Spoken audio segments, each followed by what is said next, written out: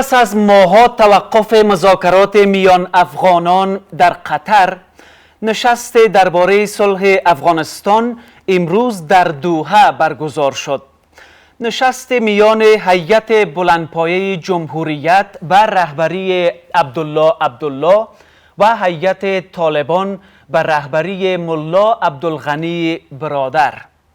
این نشست با سخنرانی‌های نماینده ویژه قطر برای افغانستان عبدالله و ملا برادر آغاز شد و سپس هیئت‌های جمهوریت طالبان پشت درهای بسته به ریزنی پرداختند. ریزنی که برای گشودن کورگره مذاکرات صلح خواهد بود. در نشست امروز در دوحه چی گذشت؟ اهمیت این نشست که اتمام حجت با طالبان گفته شده است تا چی اندازه است؟ آیا بنبست مذاکرات میان افغانان شکسته خواهد شد؟ به نام خداوند بزرگ و درود بر شما به برنامه محور خوش آمدید. این موضوع را با مهمانان گوناگون در برنامه محور به بحث خواهیم گرفت، اما در اول آقای محمد محقق، مشاور سیاسی امنیتی رئیس جمهور غنی که به گونه زنده از کابل در برنامه با ما وصل است، برنامه را با ایشان آغاز می‌کنیم. خیلی خوش آمدید آقای محقق به برنامه. آیا امروز و فردا روزهای سرنوشت ساز برای افغانستان هستند؟ بسیار تشکر. امروز و فردا شاید تهدابی یک مذاکرات مؤثر گذاشته شود و روی بعضی از موادات توافقات صورت بگیره، از قبیل آتش بس یا آزادی موردی و مرحله به مرحله اسیرا، یا یعنی که بعضی موادی که در بین دو طرف تفاهم یعنی فاصله نظری هست، اینا را نزدیک کردن. من فکر میکنم که نخواهدی فیصله سرنوشت ساز و تعیین کننده در اینجا باشه، بلکه تهداب یک مذاکرات مؤثر گذاشته خواهد شد و روی بعض موضوعات احتمال توافق هم هست که من یاد کردم. بسیار خوب، روی اون موارد میپردازیم آقای محقق. ولی سخنرانی های بزرگان طالبان را چگونه یافتید شما؟ آیا بوی صلح می آمد از سخنرانی آقای برادر و بعد از او آقای شیخ حکیم رئیس هیئت مذاکره کننده طالبان؟ من سخنرانی از اونا را دنبال نکردم، خب ولی مفکوره طالبان برای من معلوم هست و هنوز هم شاید اونا گزینه های نظامی را سرش بیشتر اهمیت بتن، ولی خب مفکوره ما است که از راه جنگ نخواد راه حل باشه و اونا هم باید یک کمی تجدید نظر بکنه و شاید فشار جامعه جهانی هم بی اثر نباشه بر دو طرف. درست. آقای محقق، شما پیش از این دیداری که در دوحه برگزار میشه و فردا هم ادامه خواهد داشت را اتمام حجت با طالبان گفته اید. بیشتر بگین اتمام حجت برای چی؟ انتظار شما از این نشست و از این ریزنی ها چی است؟ البته خب قضیه اتمام حجت طور یک موضوع خب همگانی نیست. من فکر نمی کنم که شخصا کنم چیزی را من گفته باشم در این باره، ولی خب به هر حال یعنی یک اما راستی آزمایی برای هر دو طرف میشه که آیا واقعا اینا میخوان مذاکره کنن یا نمیکنن. واضحی که باز در صورت خدا نخواسته برانه افتادن یک مذاکرات مؤثر و توافقات مؤثر بازو طبعا مشکلات های بعدی زیادتر میشه. از یک دو تا مسئله شما یاد کردین، مثل آزادی زندانیان طالبان که چیزی تازه است که شما میگین مرحله به مرحله. آیا به این معناست که حکومت افغانستان موافق است با رهایی 7000 زندانی طالب، اما نه به یک بارگی؟ این بحث حکومت نیست، بحث حالا این مرتبه خب پای میانجیگرا هم در بین کشیده شده. نه برای اولین بار است که القحطانی نماینده قطر من حیث میانجی اینجا صحبت میکنه و برزی که ظاهرا که دنیا به این نتیجه رسیدن که تخته به تخته جور نمیایه، یک نجار کار داره کنار یک کمک پالش کنن و چهار طرفش که تا که تخته به تخته جور بیایه. فلازا از دو خاطر است که این گپایی که من گفتم بهش از زبان بعضی میانجیگرا شنیده شده.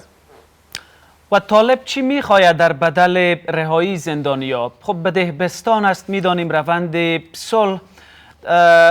شما چی میخواین؟ با معذرت، شما چی میخواین در بدل رهایی زندانیا؟ یا مرحله وار یا به یک بارگی، به هر صورتی که انجام میشه، آتش بس یا بیشتر از این؟ خب ما خب همه چیز میخوایم، آتش بس میخوایم، صلح میخوایم، ما خواست کلی افغانا رو میخوایم. من عرض کردم که همین نکاتی که قبلا تذکر رفت از زبان بعضی میانجی ها شنیده شده که آتش بس باشه و باز مرحله به مرحله باشه و باز هم رهایی اینا باشه. اینا باید که میانجیگرا زدن، حال دو طرف بهش نتیجه میرسه دیگه. در این جلسه بعد از ظهر شاید بحث شود و فردا هم بحث شود. امیدوار هستیم که یک چیزایی، یک سر گری باز شود اگر تصمیم دنیا و دو طرف به نتیجه برسن، یک راه حل، یک دورنمایش معلوم میشه. بسیار خوب. شما تجربه رهایی زندانی‌ها را در گذشته دارین، مردم افغانستان دارن. آقای محقق، شما بخشی از حکومت هستین، دید شما چی است؟ آیا برای برقراری یک آتش بس کوتاه مدت یا میان مدت رهایی زندانی‌ها یا 7000 یا کمتر و بیشتر ارزش این مسئله را داره؟ اینطور است که امو حیاتایی که همونجا رفته نمایندگی از جهت‌های مؤثر افغانستان میکنه که در رأسش دکتر سیف عبدالله رئیس شورای مصالحه ملی است و اونا طبعا با طبق شرایط پیش میرن که به چی نتیجه میرسن. درست. هیئتی که به دوحه رفته دیروز گرچه در فرودگاه کابل گفتن که با صلاحیت های کامل به دوحه میرن. آیا این صلاحیت درباره تمامی مسائل است آقای محقق؟ آیا اینا صلاحیت تصمیم گیری درباره آینده افغانستان را دارن اگر مطرح شود در میز مذاکره از طرف طالبا؟ خب طبعا تا یک حدی را صلاحیت هم دارن، اما به اون اندازه که شاید طالبان مرقم باشه، شاید یگان مواردی هم باشه که باز نیاز به مشورت داشته باشه، اما خب به هر حال برای مذاکراتی که مد نظر است صلاحیت کامل است که اینا به راه یک مذاکرات مطمئن باز کنند. بسیار خوب. آقای محقق، ما میشنویم که این مذاکرات بیشتر متمرکز است بر امو بسته پیشنهادی طالبا که به قول خودشان 4 یا 5 ماه پیش به حکومت افغانستان فرستاده شده بود. در رو چیزی که حکومت افغانستان به دست میاره امی آتش بس 3 ماهه یا 4 ماه است، ولی طالبا بیشتر از این به دست میارن، مثل لغو قانون اساسی فعلی، تدوین یک قانون اساسی تازه، پایان فهرست های سیاه، رهایی زندانیا و غیره. آجندای نشست هنوز روشن نیست. نه شما چیزی گفتین به مردم افغانستان نه طالبا. چی است آجندایی که دارن صحبت میکنن در دوحه؟ همونجا اونا سر مواردی که باید بحث هم کنن چانه‌زنی میکنن که کدام چیز باید سر میز گذاشت. پیش از پیش یک آجندای تعیین شده نیستن که مطابق نظمو پیش برن و کلش بحث میشه که کدام اولویت پیدا میکنه و اولویت هایی که هست و این مرتبه بیشتر گفتم پیشتر که میانجیگرای ما هم نظراتی دارن. بسیار خوب. اگر این بار توافق امیدبخش آقای محقق به میان نیاید چه اتفاقی میفته؟ افغانستان به سوی یک جنگ تمام عیار داخلی خواهد رفت، چیزی که شما 2 روز پیش گفتین در کابل. خب صحیح دیگه، ما اگر به نتیجه نرسن طبعا اوضاع نابسامان‌تر میشه. و شما آماده یک جنگ هستین؟ ما خب برای صلح بیشتر آمادگی داریم. اگر جنگ لاعلاج تحمیل شود خب طبعا دیگه از دو طرف جنگ یک طرفه نمیشه. درست. طالب میگه که به راه حل سیاسی بیشتر باور داره. شما ظاهراً به این گفته طالب اعتماد ندارین. خب این دا گز دا میدان دیگه معلوم میشه که کدام طرف لنگر میکنه. بسیار خوب. آخرین فرصت نیست پس نشست دوحه آقای محقق اگر نتیجه فردا به دست نیاید. نشست در پاکستان هم در راه است، شما هم دعوت شدین. از اون نشست هم چیزی بیشتری درس کرده یا گفته شده به شما؟ اونجا خب مذاکرات نخواد بود، اونجا شبیه یک کنفرانس است. درست، ولی درباره مسائل افغانستان صحبت میشه. 31 رهبر سیاسی افغانستان را به شمول نمایندگان حکومت خواسته پاکستان. گفتم که اگر او کنفرانس شکل بگیره و هیئت هم بره، بیشتر گفتم که شکل کنفرانس داره نه شکل مذاکرات سیاسی را. بسیار خوب. فیصله هایی که اگر به میان بیاید در نشست دوحه امروز و فردا، آقای محقق، هیئتی که رفته به دوحه برخی از چهره های سیاسی یا نمایندگانشان حضور ندارند، نمایندگان یا رهبران احزاب بزرگ سیاسی در افغانستان. شما میدانین، فکر میکنین که پذیرفتنی خواهد بود در کابل و در صف جمهوریت؟ درست، البته اطراف مهمی حضور دارند و بعضی هایی که حضور هم ندارند با این پروگرام نخواد مخالف باشه دیگه، چون هم از نماینده حکومت اینجا است، هم از برخی احزاب مؤثر سیاسی. بعضی که اگر یا به یک دلیلی نرسیدن یا به دلیلی که طرف مقابل افراد بیشتری را وارد مذاکرات نکردن، اینا نرفتن، مثلا جمله جناب کرزی صاحب بعضی دوستا یا ما هم نماینده روان کردیم، به خاطر از او مسئله است که به معنای مخالفت با این پروگرام نیست. درست. آقای محقق، سخنرانی 2 از بزرگای طالبا، ملا برادر و شیخ حکیم، در حدود 20 دقیقه هر دو صحبت کردند. فشرده تمامی چیزهایی که گفته شد از طرف این 2 رهبر طالبا است که افغانستان به یک حکومت اسلامی متمرکز و نیرومند نیاز داره و ظاهراً به باور اینا یگانه راه حل است که افغانستان به صلح، آرامش و رفاه میرسه. شما یک کمی بیشتر به مردم بگوین گزینه هایی که بتانین در مورد یک چنین حکومتی یا نظامی با طالب به توافق برسین چی است آقای محقق؟ خب معلوم است که هیئت ما هیئت جمهوریت است، جمهوری اسلامی است. نظامی که شاخصه اسلامی داشته باشد، مردم سالاری داشته باشد، توجهش به حقوق بشر و حقوق زن و اطفال و همه ارزش‌ها باشد و خب اینا همه مشخصات یک نظام است که مورد قبول جناح جمهوریت از این مذاکرات است. به این ترتیب ولی خب بحث همونجا در دوحه میشه دیگه به هر نتیجه که رسیدن. ولی فاصله میبینیم بسیار زیاد است آقای محقق. درست است دیگه، اگر فاصله نمیبودی خب نیاز به مذاکره نبود. درست است، ولی شما آیا انعطاف میتونین نشان بدین مثلا از برخی از ارزش‌های جمهوریت بگذرین؟ آیتای ما صلاحیت دارم اونجا خودشان گپ میزنن. بسیار خوب.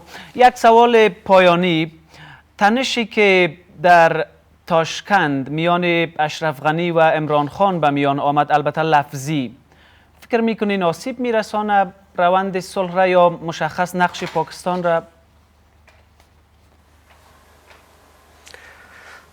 خب به اظهارات خود طبعا یک خدشه در مرحله امو حرف به میان میه، ولی نباید امو منافع اساسی دو مملکت صرفا در یک مشاجره لفظی بازو آسیب ببینه. هر کس نظر خود گفتن، واقعیت هایی که افغانستان گفت واقعیت از چیزی نیست که را نادیده بگیره، امو هست امو رقم. شاید عمران خان هم توجیهات خود داشت، اما باید یک گپا همه در پشت میز مذاکره حل شود در یک سخنرانی. طبعا در سخنرانی ها بازی گپا میه و با این واقعیت ها شما میتونین بالای پاکستان اعتماد کنین محقق صاحب؟ خب دیگه باید شود دیگه، اگر او نشود خب صلح نمیه. ممنون از حضور شما آقای محمد محقق، مشاور سیاسی امنیتی رئیس جمهور غنی که به گونه زنده از کابل در برنامه با ما وصل بودید. و بیننده های عزیز، حالا آقای همایون جریر عضو رهبری حزب اسلامی اینجا در استودیو با ما هستند و برنامه را با ایشان ادامه میدیم. خیلی خوش آمدید آقای جریر به برنامه. تشکر از شما. جای حزب اسلامی خالی است در هیئتی که به دوحه رفته و در نشستی که امروز برگزار شد. چرا؟ اجازه بدین عرض ادب و سلام کنم به بیننده های محترم تلویزیون وزین شما. سوال خوب است. واقعیتی است که برنامه در ابتدا و قسم دیگه بود. قرار بود آقای حکمتیار بره، قرار بود آقای کرزی بره و قرار بود بزرگای دیگه همه بروند، ولی به هر ترتیب به اثر مداخله بعضی از دوستا این کار به می قسمی که شد که شما میبینید. از مدتی به این طرف تعدادی از بزرگان خاصتا آقای حکمتیار در مجامع مختلف خواستن در جلسه‌ای که با جناب رئیس جمهور داشت این بحث مطرح کرده بود که به خاطر حل قضیه تنها راه حل اساسی است که چند بزرگ یا کلان افغانستان برن و دوحه. بزرگای طالبان هم باید اونجا باشند و دوحه و در نتیجه یک مذاکرات جدی و فیصله کن بین کسایی که صلاحیت فیصله دارند ما شاهد یک پیشرفت معناداری در پروسه صلح باشیم. با تاسف به این ترتیب نشد. یعنی فعلا ما مطمئن هستیم این مذاکراتی که شده هیئت رفته، یک مذاکره آغاز میشه، پیشرفت خاص و چشمگیری نخواهد بود، ولی فعلا هم به این نظر هستیم که تنها راه حل اگر قرار باشه پروسه صلح که باید هم همینطور باشه، چون از طریق جنگ هیچ جناحی نمیتونه در افغانستان با قدرت برسه، تنها راه مذاکره است و تنها شیوهی میتونه موفق باشه که در یک کنفرانس شبیه کنفرانس ترکیه یا در دوحه باشه، بزرگای افغانستان جمع شوند و در رابطه با مسائل کلان کشور آتش بس، نظام آینده بعد از صلح که از دید ما یک نظام غیر ائتلافی باید باشه و انتخابات و قانون اساسی اینا باید تصمیم بگیرن. و ترکیبی که رفته شما حتما شنیدین در میدان هوایی کابل همه شمول خوانده شد و گفته شد که به نمایندگی از جمهوری اسلامی افغانستان به دوحه میرن، هیچ اعتراضی هم وجود نداره یا هیچ اختلاف و مخالفتی. اینا صلاحیت تصمیم گیری فکر میکنین ندارن؟ چیزایی که شما دارین میگین یک هیئت بزرگای افغانستان تصمیم گیر و صلاحیت دار. ببینین محترم دکتر صاحب عبدالله گفتن که یک اجماع کلان فیصله کرده که دقیق. یک بره. سوال پیدا میشه کدام اجماع؟ این هیئت در نتیجه جلسه که در شورای عالی مصالحه تشکیل شد که در او آقای کرزی نبود، حکمتیار صاحب نبود، صلاح الدین خان نبودن و جمعی از بزرگان نبودن. کدام اجماع؟ رئیس جمهور هم نبود. یعنی وقتی ما اجماع میگیم به معنای است که تمام جناح‌های مؤثر کشور، چه جناح‌هایی که در دولت هستند، چه جناح‌هایی که در دولت نیستند، باید در اون نظر شامل باشند. ما دوست داریم، یعنی واقعیتی است که تا یک روز قبل از حرکت هم همه بزرگان آمادگی داشتن بروند. درست. به هر صورت حال هم نظر ما است که از این که ما مذاکراتی را در سطح دوم آغاز کنیم و نماینده ها دوباره بیاین برای مشوره، چه از طالبان چه از طرف دولت.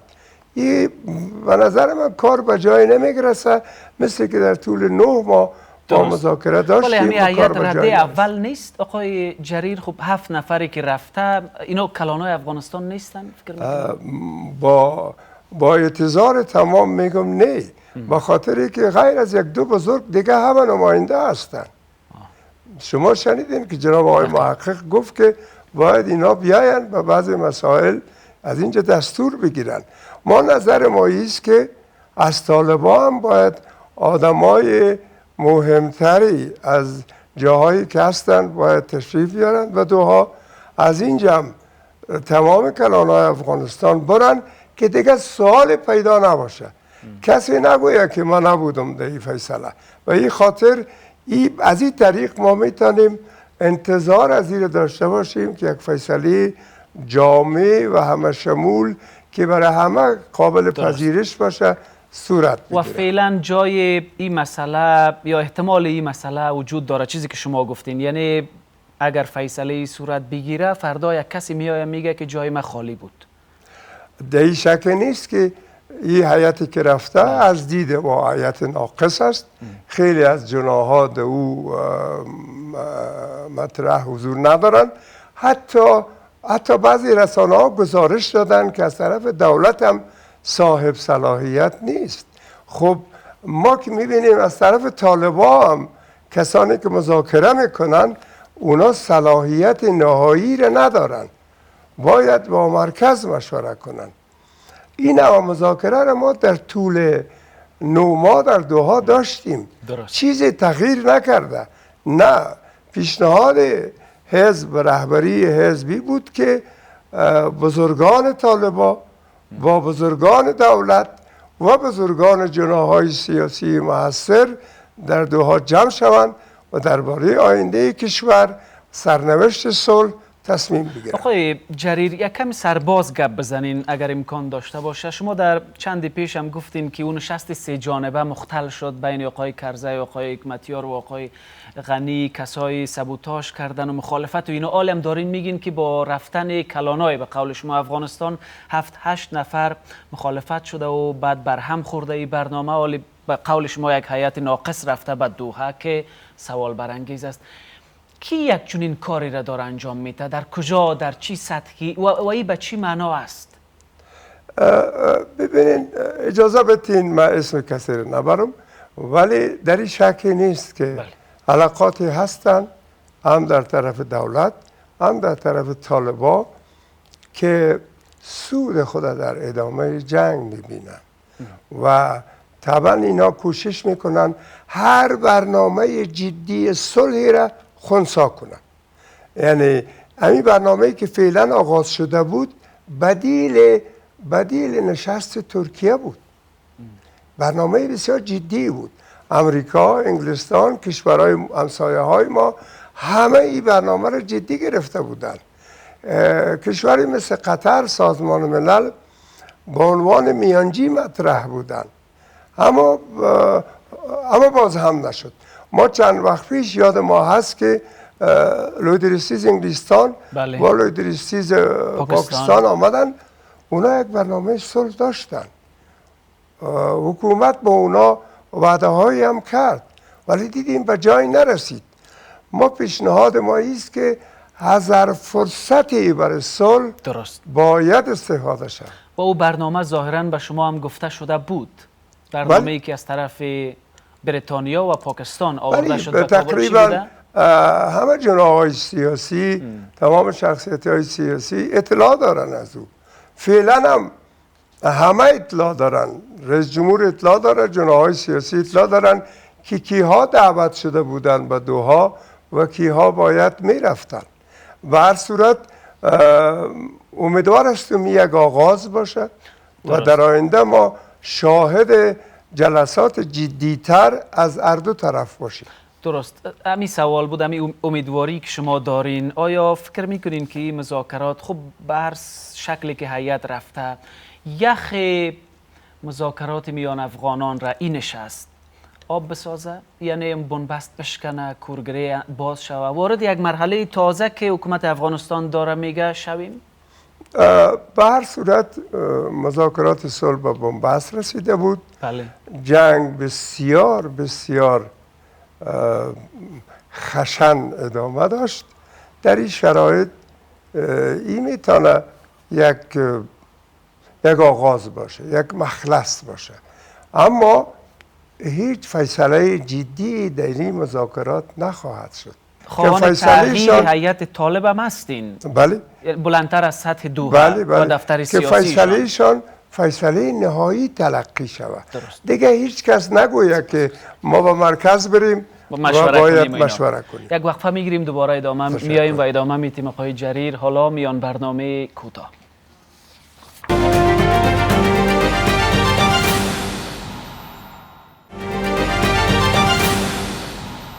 با ادامه محور باز هم خوش آمدید. آقای جریر، آجندای نشسته که امروز و امروز و فردا در دوحه برگزار شده و میشه، هنوز چیزی گفته نشده. چیزایی در رسانه ها بیرون شده که خب طالب چی میخواه و حکومت افغانستان اینا چی میخواه. شما در جریان هستین؟ میدانین که در این 2 روز روی کدام مسائل صحبت میشه؟ آقای عبدالله گفت که از حاشیه بگذریم بیایم به متن.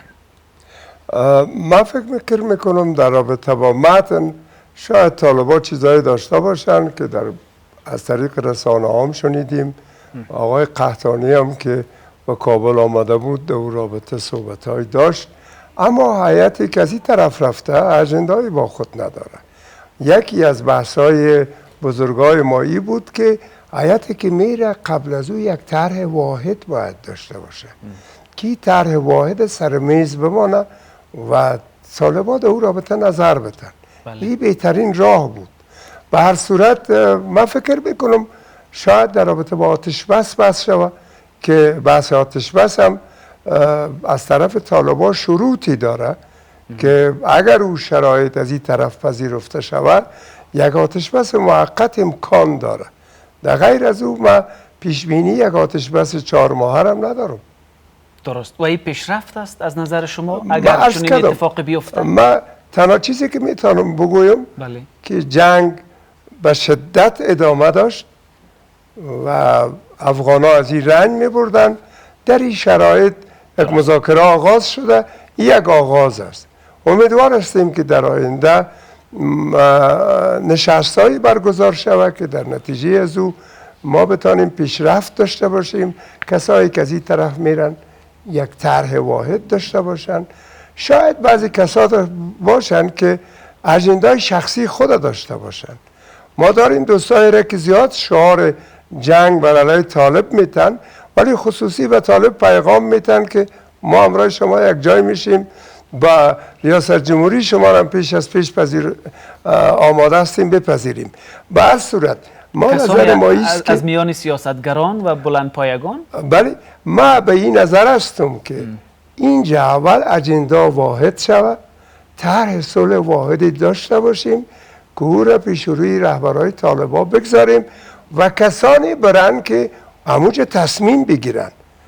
اگر دولت قوی شرکت میکنه باید جناب رئیس جمهور بره، باید تمام بزرگا بره. اگر تحریک اسلامی طالبان قوی شرکت میکنن باید غیر از محترم ملا برادر و شیخ حکیم بزرگان دیگه هم اونجا حضور داشته باشن که بتانن صلاحیت تصمیم نهایی را داشته باشه. پس شما میگین که گلیم مذاکرات کشاله‌دار مثل دوحه اینا برچیده شوه، یک روند یا 10 روزه یا 5 روزه یا بیشتر برا بیفته و فیصله هم در همین مدت صورت بگیره، چیزی که تقریبا در بن شد، بن اول. عرضی که من میکنم امیست، یعنی تنها عرض من نیست. من دمی یک ماه گذشته تمامی بزرگای سیاسی افغانستان را دیدیم. بله. کسانی که شما میشناسین همه از اونا همین نظر دارن. جناب آقای کرزی به همین نظر است، صلاح الدین خان به همین نظر است، همه بزرگا به همین نظر هستند. حتی کشورهایی که دوست دارن قضیه افغانستان از طریق مذاکره حل شود، اونم به این نظر هستند که کلانای افغانستان از این طرف و او طرف بشینن، باید تصمیم نهایی را بگیرن، چیزی که قرار بود در ترکیه برگزار شود. و من فکر میکنم این اجلاس هم که قرار بود برگزار شود و در آینده برگزار خواهد شد، این اجلاس چیز شبیه کنفرانس ترکیه یا نشست ترکیه خواهد بود. بسیار خوب. آقای جریر، شما دارین در زیر چتر جمهوریت به سر میبرین، کار میکنین، زندگی میکنین. طالبا یک گام هم از نظام اسلامی که خودشان میگن و عقب نرفتن. امروز هم تمام سخنان طالبا را اگر جمع بکنیم 2 مسئله است. خارجی ها را بیرون ساختیم، حال نوبت به میان آوردن یک نظام اسلامی متمرکز و نیرومند و مستقل و ایناست.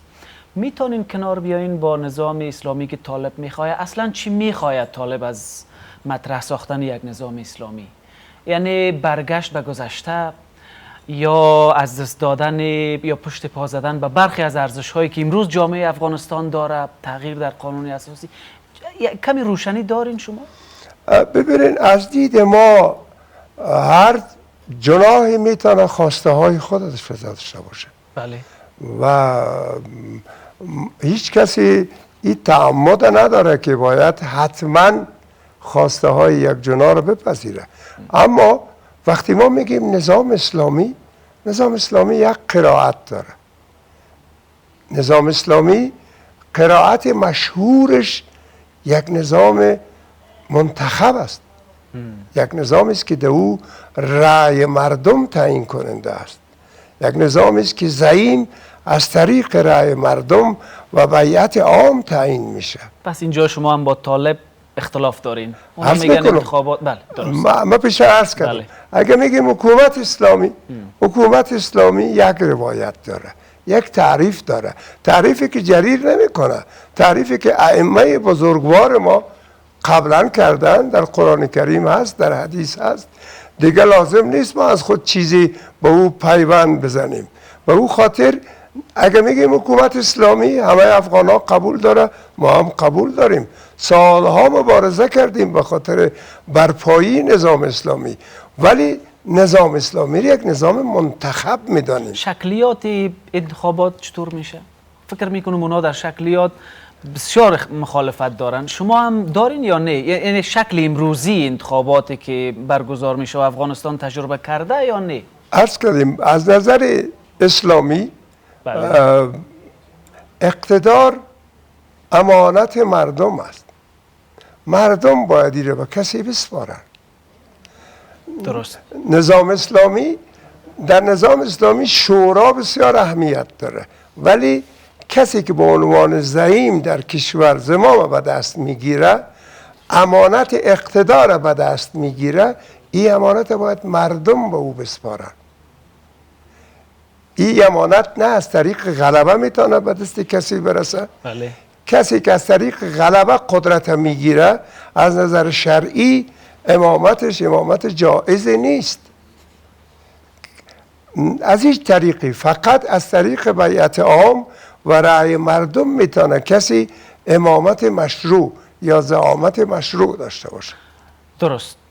پس فکر میکنین طالبا از انتخابات امروزی ترس دارن یا نه؟ یا مثلا به قول خودشان تجربه‌ای که در افغانستان بوده اونا را دلسرد ساخته یا بدبین ساخته به انتخابات؟ در این شکی نیست که تجربه های گذشته انتخابات در افغانستان بسیار بسیار مستهجن بوده، خیلی خیلی شرم‌آور.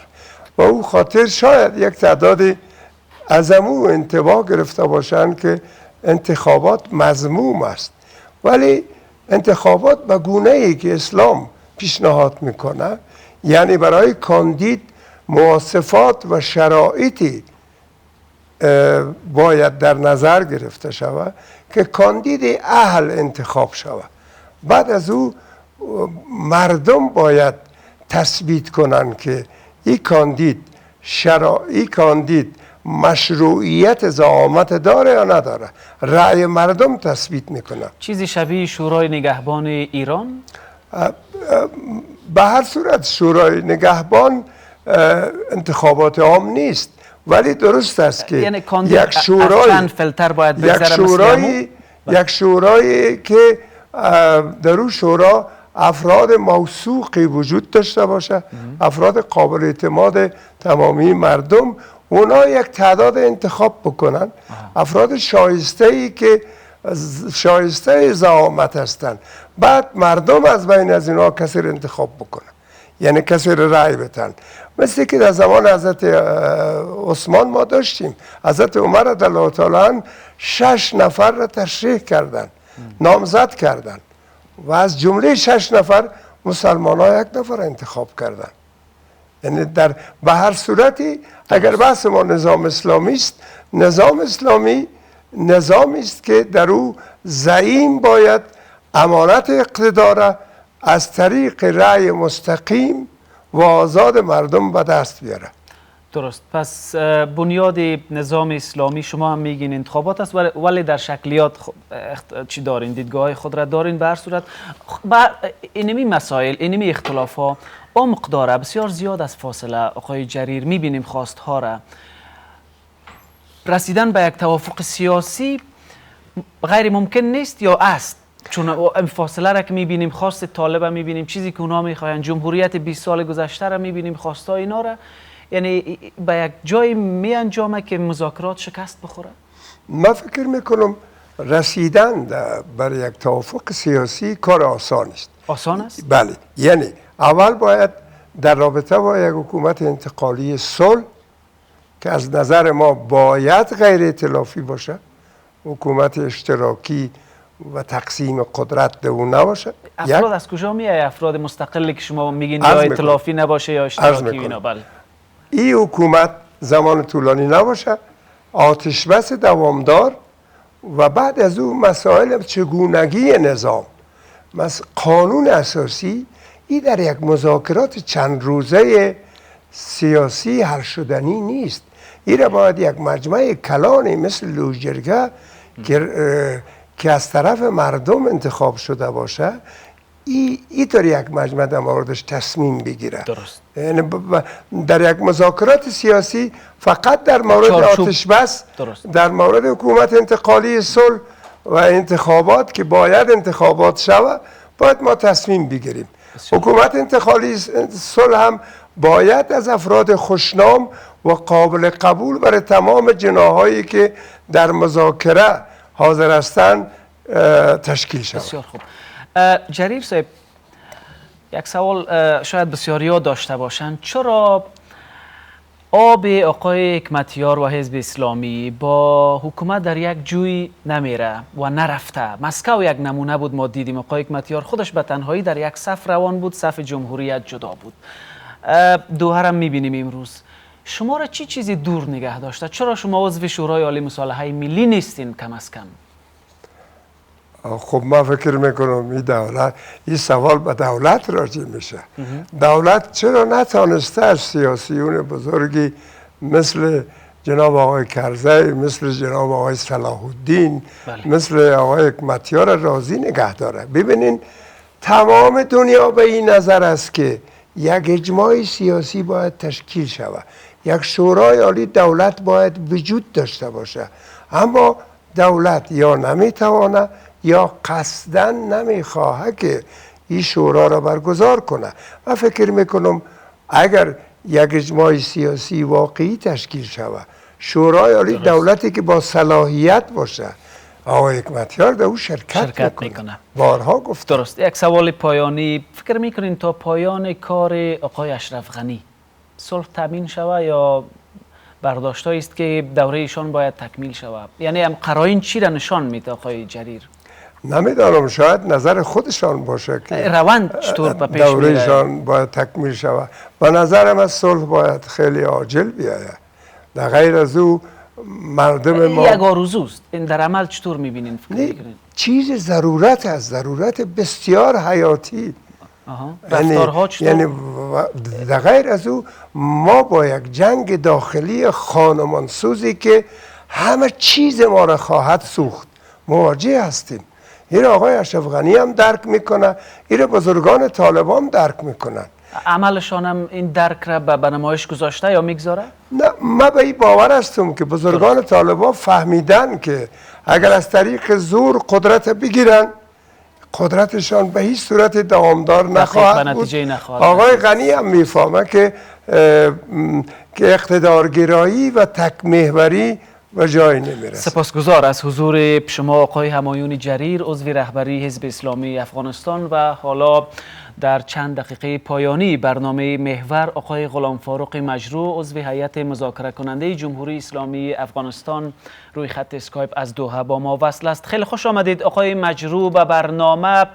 از صبح تا حالا در دوحه چی گذشته؟ بیشتر بگوین به مردم. نشستی که یک نشست رسمی بود، بعد هیئت‌ها هر دو پشت درهای بسته ظاهراً ادامه دادن مسائل را و ریزنی‌ها را.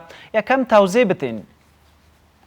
بسم الله الرحمن الرحیم. با سلام خدمت شما جناب آقای کریمی و همچنان بینندگان عزیز. همانطوری که شما هم فرمودید، امروز نشست به هدف رسیدن به یک راه حل سیاسی معقول و تقویت روند صلح افغانستان در دوحه برگزار شده بود که این نشست با سخنرانی های جناب دکتر صاحب عبدالله و همچنان مولا عبدالغنی برادر آغاز شد و بعداً رؤسای هر دو تیم مذاکره کننده در رابطه با آنچه که تا حال در روند گذشته معلومات ارائه کردند و بعد این نشست کوچکتر شد و در یک گروپ های 7 نفری و مذاکره به طور رسمی آغاز شد که رهبری جانب دولت جمهوری اسلامی افغانستان خود دکتر صاحب عبدالله به عهده دارند و همین اکنون هم ادامه دارند. بسیار خوب آقای مجروح، از پیش گفته شده که این مذاکرات یک مذاکرات متفاوت است، در یک سطح دیگری است، سطح بلندتر و جدیتر و مهمتر. شما سخنرانی ها را حتما شنیدین و دیدین. چیزی تازه یافتین؟ چیزی که تازه تر از آنچه که در 10 ماه گذشته و رخ داده باشه در سخنرانی ها، در نشست، در رفتارها دیدین یا نه؟ اول خب جناب آقای کریمی، شما هم خبر دارین که مذاکرات به مرحله اساسی یا حساس رسیده و موضوعات بسیار مهمی چون مشارکت سیاسی در روی میز مذاکره کنندگان هست و آنچه که امروز در سخنرانی دکتر صاحب عبدالله مشهود بود حکایت از یک عزم راسخ از جانب دولت جمهوری اسلامی افغانستان برای یک مشارکت معقول سیاسی داشت و همچنان جانب دولت جمهوری اسلامی افغانستان در صورتی که جانب مقابل آمادگی خود نشان بدن برای یک انعطاف پذیری که بتانیم با یک دیگر در یک همپذیری با هم کار بکنیم هم در صحبت ها بود و حرف مهم دیگر این که مذاکرات باید با حضور میانجی که دولت میزبان قطر با همکاری سازمان ملل متحد من حیث یک نهاد با اعتبار جهانی صورت بگیره و بیشتر صحبت های دکتر عبداللهی بود که هر چیز زودتر ما بتانیم به جنگ، خشونت و رنجی که امروز از مردم افغانستان قربانی میگیره نقطه پایان ببخشید و آمده بود تا از دولت افغانستان به جانب مقابل بفهمانه و از اونها بخواهد که مستقیما باید روی خواسته هایی که اونا خواسته های اساسیشان باید چی بگذارن، صحه بگذارن و پیرامون این صحبت شود و از جانب اونها هم مولا عبدالغنی برادر هم همچون گذشته بر یک نظام اسلامی تاکید داشت، ولی کدام تعریف خاص از این نظام در سخنرانی نشده بود و همچنان اونا هم از یک انعطاف پذیری و گذشتن از منافع شخصی صحبت های داشتند. از سپس مذاکرات کوچکتر شد و امیدوار هستیم که این مذاکرات که تا فردا شام ادامه داره بتونه یک نتیجه بسیار خوب در پیدا شد. آجندا چی است آقای مجروح؟ روی چی دارین گپ میزنین یا هیئت‌های بلندپایه دو طرف روی چی گپ میزنن؟ کدام مسائل اصلی چی است؟ متنی که آقای عبدالله ازش سخن گفت از حاشیه باید برویم به متن، این متن چی است؟ کدام مسائل است؟ ببینید، ما از حاشیه به متن نمیریم. مذاکرات در متن قرار داره. متن همان مشارکت سیاسی و رسیدن به یک راه حل سیاسی معقول و گذار از جنگ به صلح است. این در واقع همون ستون اصلی با خواستهای جانب دولت جمهوری اسلامی افغانستان تشکیل. ولی زیر مجموعه داره آقای مجروح، میدانیم جزئیاتی داره. چی از جزئیاتش؟ یعنی چطور میتونیم از مرحله فعلی که جنگ است گذار کنیم به یک مرحله صلح؟ طالب به خاطر گذار از این مرحله چی میخواه؟ رهایی زندانیا و فهرست های سیاه مطرح شده. بیشتر از این چی میخواه؟ شما به غیر از آتش بس چی میخواین که با طالب یک جا از این مرحله عبور کنیم؟ ببینید، تا زمانی که مشارکت سیاسی همه شمول و همه قبول در افغانستان وجود نداشته باشه، ما نمیتونیم از مرحله جنگ به صلح گذار بکنیم. وقتی ما هدف ما مشارکت سیاسی میگیم، به معنای این هست که جنگ خاتمه پیدا بکنه، در یک حکومت زیر یک چتر با هم کار بکنیم، اصلاحاتی که نیاز هست در قانون اساسی افغانستان به وجود بیاید، ما زمینی برگزاری انتخابات برای یک دولت دائمی در دوره گذار یا در مشارکت سیاسی آماده بکنیم، یک سلسله وظایفی که میتونه ما از جنگ به صلح انتقال بده، ما روی از او وظایف و روی از او به هم به لحاظ محتوایی و هم لحاظ شکلیات با هم به توافق برسیم که جنگ نقطه پایان گذاشته شود. در صورتی که درست چنین چیزی بگیره، بس روی مسائل از زندانی ها یا حذف نام های طالبان از لیست سازمان شورای امنیت سازمان ملل متحد، اینا طبیعتا در دستور کار خواهد بود. درست. آقای مجروح، طالبان خواهان لغو قانون اساسی فعلی افغانستان هستند.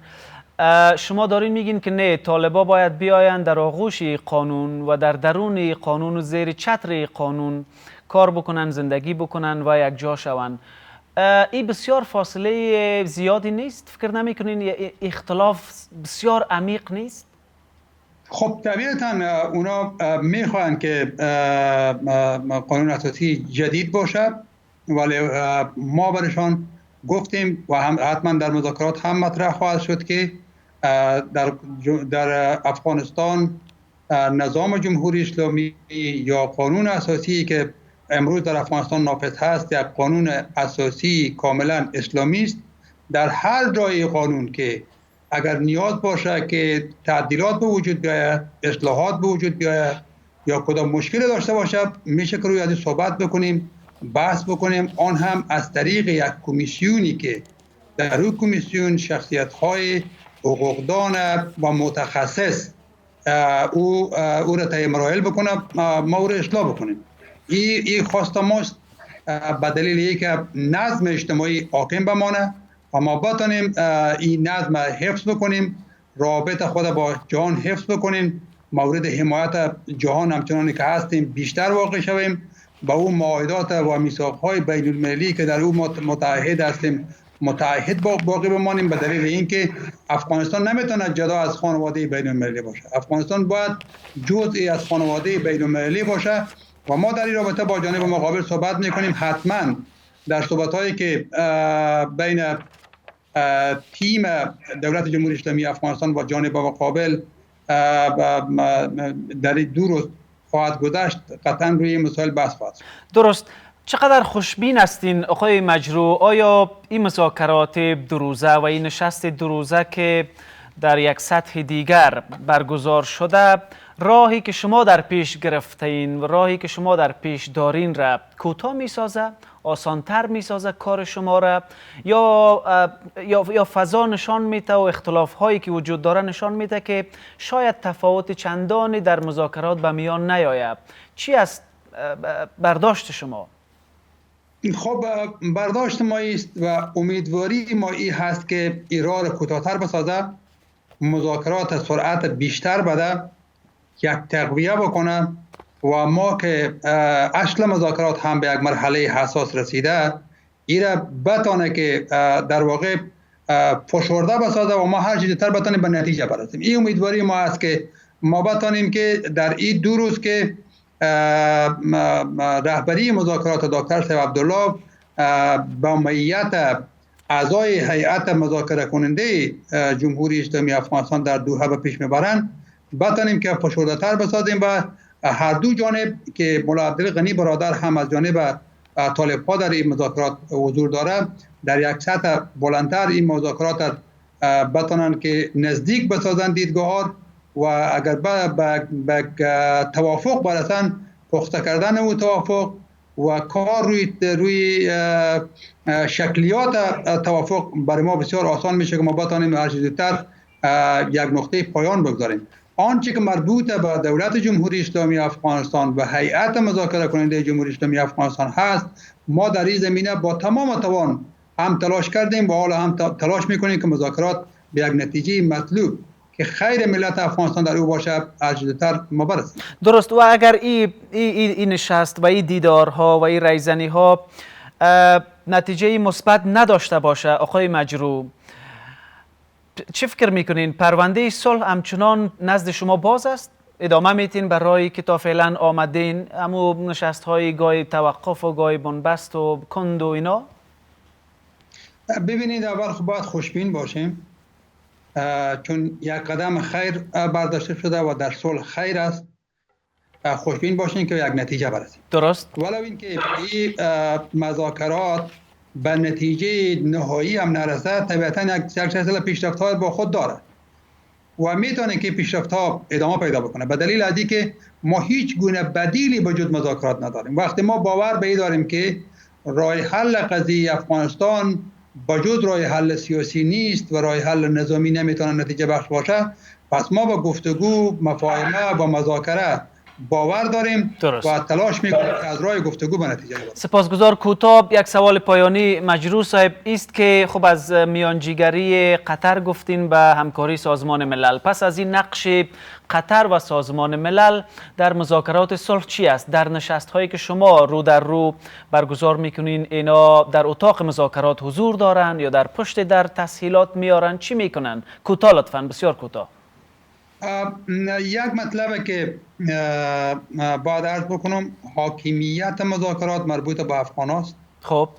و صرف کشور میزبان با همکاری سازمان ملل متحد تسهیل میکنن روند مذاکرات، جایی که گره باشه گره رو باز میکنن.